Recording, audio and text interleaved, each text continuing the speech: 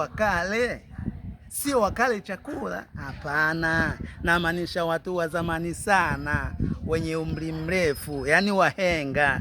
Kwa hiyo ninachotaka kuzungumza hapa, sisi watu wakale, na unielewe vizuri wepo kijana. Ukijiona wewe umeshaanza kuwa na ndevu kama zangu, basi usikae hapo nyumbani kwenu hapo. Unatakiwa ukajipangie, utengeneze maisha yako, na huko unavyoenda kujipangia huko mambo yako, usisahau hao wazazi wako kuwahudumia.